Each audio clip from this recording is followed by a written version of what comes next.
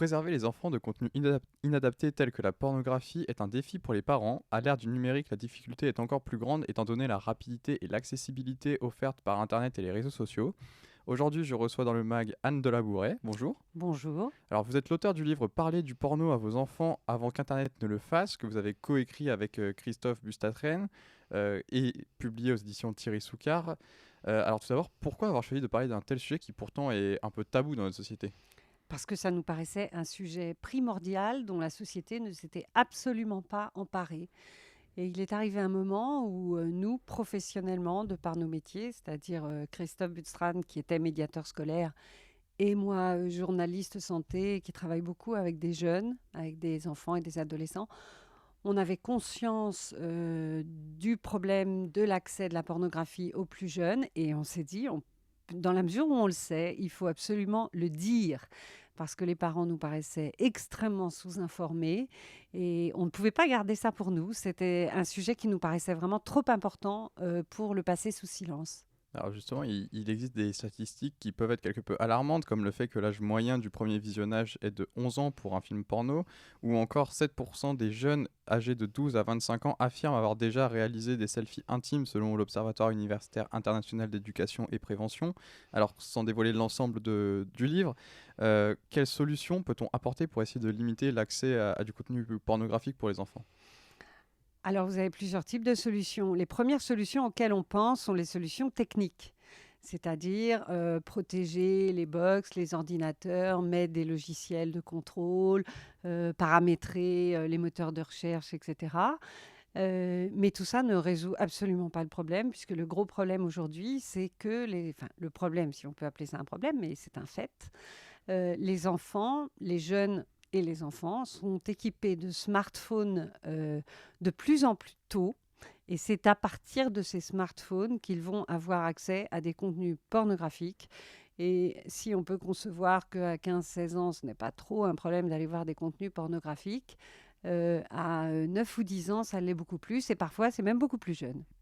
Alors dans votre livre, vous expliquez cependant que la pornographie est présente dans l'ensemble des civilisations depuis un certain temps, à l'époque antique, je pense notamment, les Mhm. sculptures et même les peintures dans une ère un peu plus récente étaient assez évocatrices et pourtant laissées à portée de vue des enfants. Pourquoi aujourd'hui faudrait-il essayer de réguler et de contenir les différents contenus pornographiques accessibles? Est-ce que c'est parce qu'aujourd'hui on a passé une certaine barrière avec des choses un peu plus hard qu'à l'époque? Alors d'abord, les contenus n'étaient pas accessibles aux enfants. Quand vous pensez au tableau L'origine du monde, il était tout à fait protégé derrière, et même récemment quand il a été exposé à Paris, il était protégé derrière un rideau parce on considère que c'est un contenu qui n'est pas adapté aux enfants. Et puis, il y a une grande différence entre une sculpture, une peinture, voire même une photo pornographique, et puis un film pornographique qui est très hypnotique. Euh, il y a aussi une grande différence entre les films pornographiques d'il y a 20 ans et ceux qu'on trouve aujourd'hui, qui sont devenus beaucoup plus violents et qui véhiculent des clichés extrêmement sexistes dans la société. Et nous pensons que la société n'a pas besoin de ça. Alors justement, vous parliez de la différence entre les sculptures, les peintures, les photos. Je voudrais revenir quand même sur un film, le film Titanic, où Mhm. il y a notamment une scène où on voit Rose totalement nue et une scène d'amour dans le sens physique qui se déroule dans la voiture. En France, il est autorisé à tout public, mais au Royaume-Uni, en Allemagne, en Suisse, il est interdit aux moins de 12 ans. Est-ce que selon vous, c'est pas un peu paradoxal? Euh, alors, je me souviens de cette scène. Cette scène est plus érotique que pornographique. Et or, le problème, ce n'est pas tant l'érotisme que la mise en scène des organes sexuels en gros plan, d'une manière qui n'a pas grand-chose à qui n'a pas grand-chose à voir avec un rapport sexuel consentant, c'est-à-dire le genre de scène que l'on peut voir dans les films pornographiques.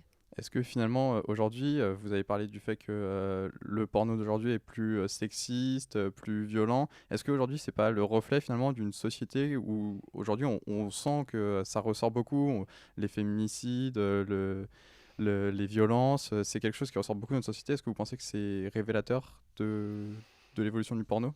Moi, je pense que de toute façon, nos enfants n'ont pas besoin de grandir avec ce genre d'images, d'être éduqués avec ce genre d'images. Et c'est pas en leur montrant des images violentes et sexistes, qui sont des images intimes, qui devraient être belles et respectueuses.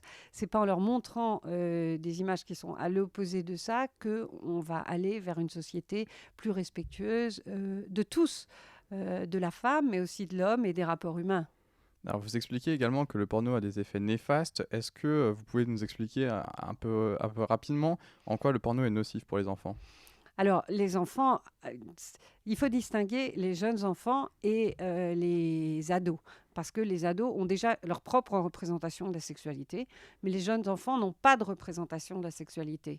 Et dans le meilleur des cas, les parents les ont éduqués à la sexualité et au corps, mais ils leur ont expliqué que quand les parents s'aimaient, ils faisaient des enfants, c'est-à-dire le papa met une petite graine dans le ventre de la maman, et puis tout ça est enrobé de câlins, de baisers, de tendresse, etc.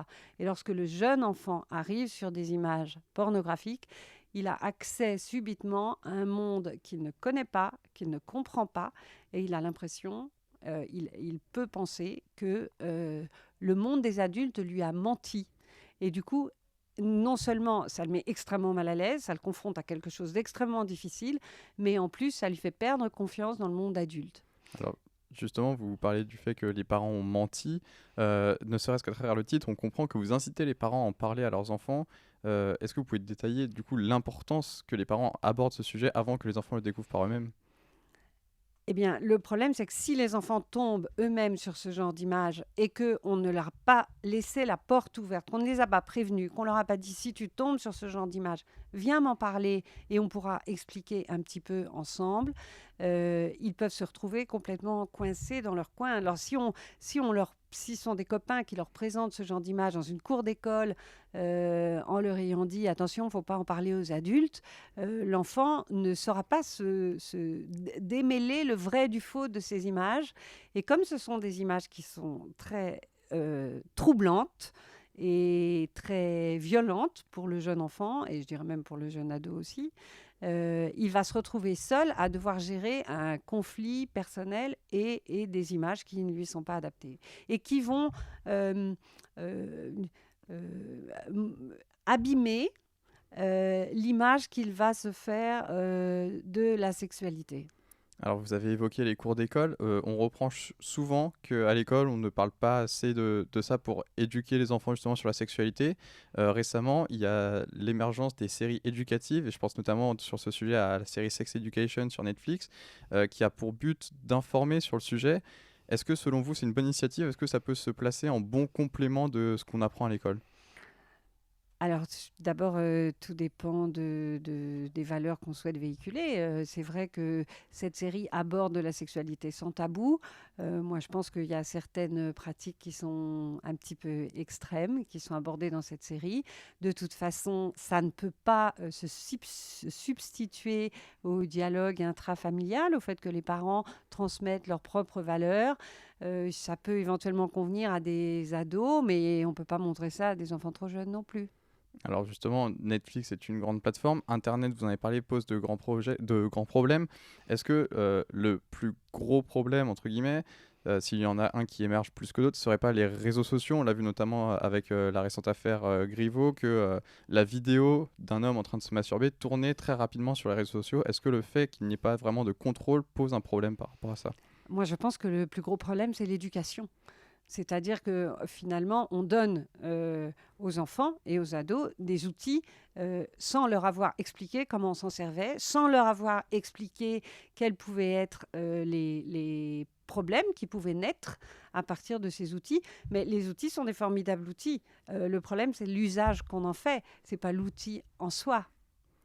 Merci beaucoup Anne de Labouret d'avoir été avec nous. Je rappelle que vous êtes co-auteur du livre Parler du porno à vos enfants avant qu'Internet ne le fasse aux éditions Thierry Soucard.